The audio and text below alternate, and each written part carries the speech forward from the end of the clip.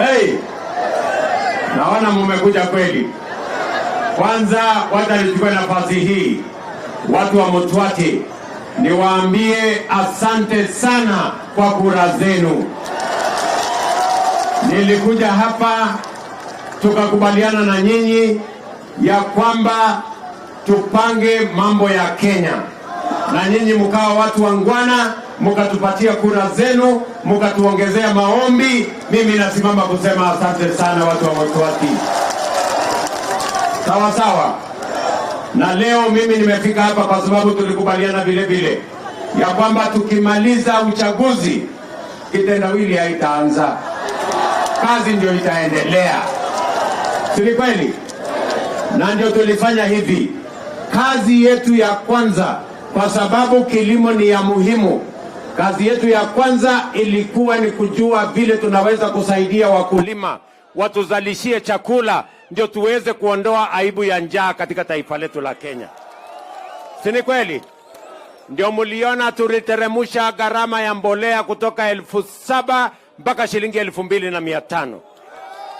Na nimemwambia Mithika Linturi ya kwamba kuanzia next week hapa tuwe na store imejaa mbolea ya wananchi, ndio tuzalishe chakula, tufukuze njaa katika taifa letu la Kenya.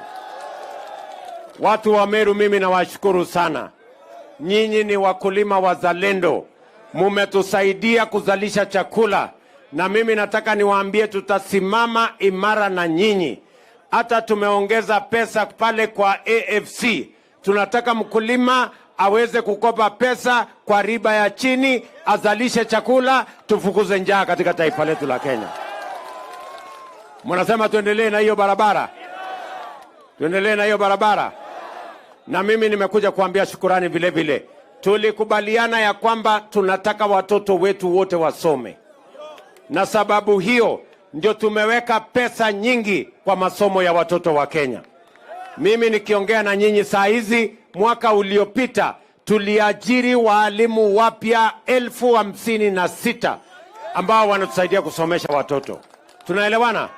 Na tena mwaka huu tumepanga, mwaka huu tena tutaajiri walimu wengine 20,000 ili kila mtoto wa Kenya akienda shuleni apatane na mwalimu. Tuhakikishe ya kwamba kuna usawa kwa Kenya, kila mtoto wa Kenya apate masomo.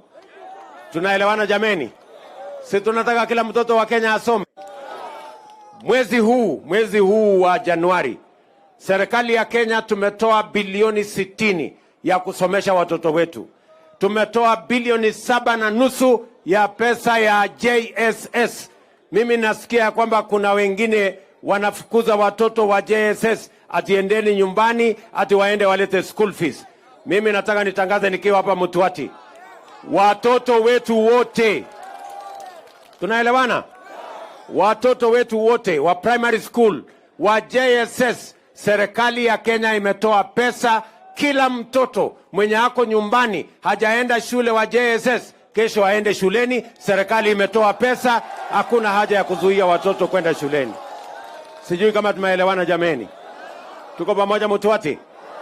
Wakati nilisimama hapa, mimi niliwaambia hata mama mboga atafanya mahali biashara, mahali kuna heshima. Ndio mimi nimekuja hapa leo na waziri wa ardhi na mambo ya mijengo, kwa sababu hapa Mutwati na kule Lare, hapa Mutwati tumewawekea milioni 50 ya kujenga soko ya Mutwati. Wewe mheshimiwa utapanga mahali hiyo soko itajengwa, si ndio?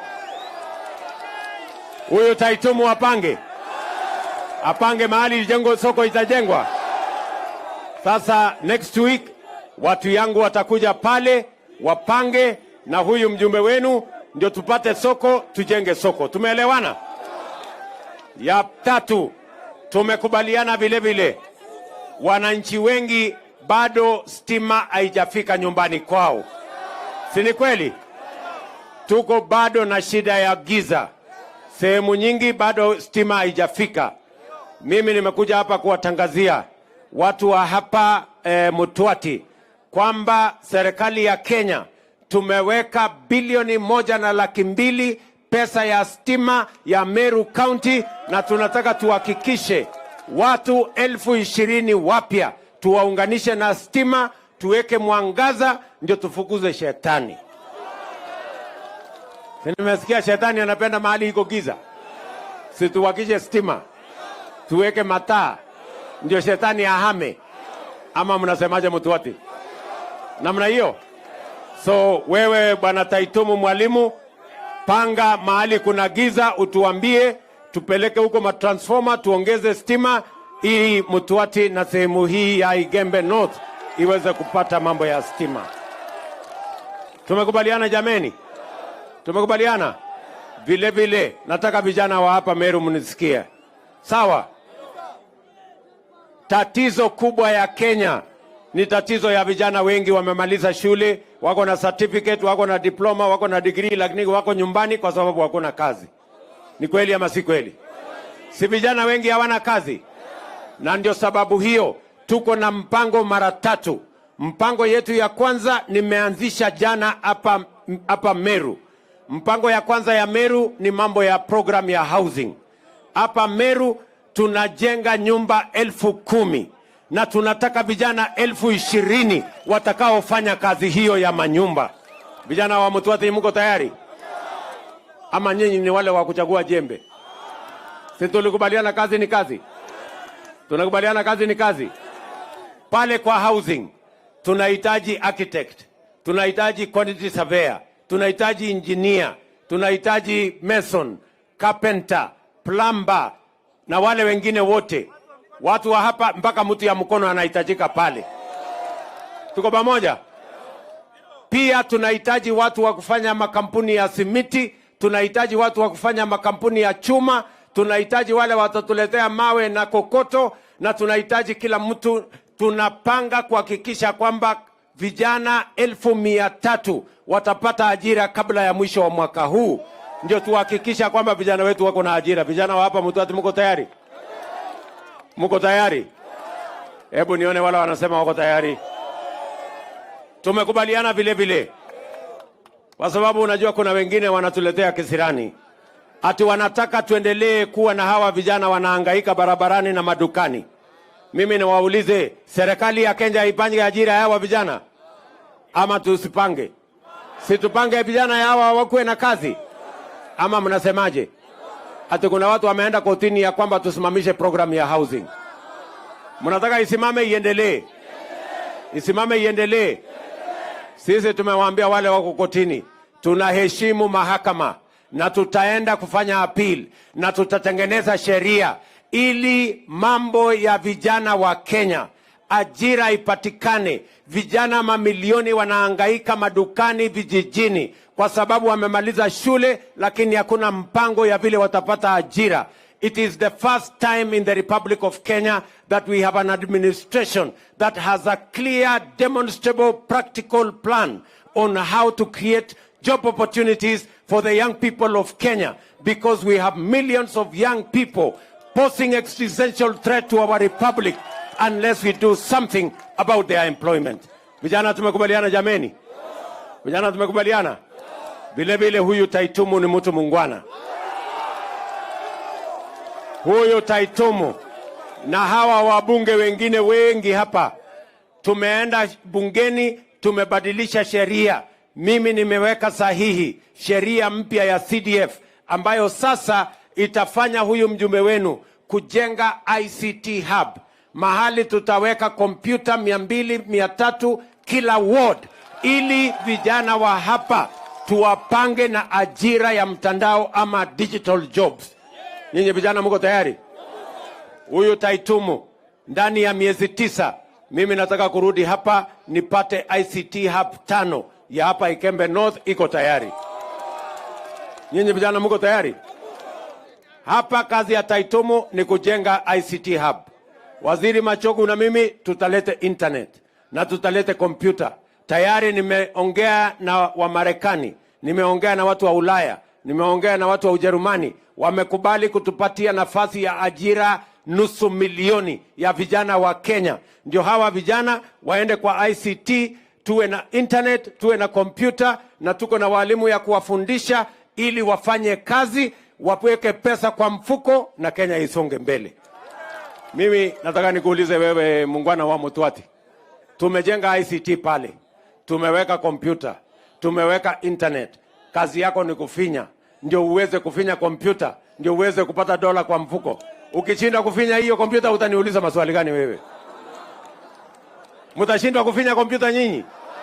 Mutashindwa? Muko tayari? Ama mnasemaje muungwana wa Mutwati? Hiyo kazi iendelee.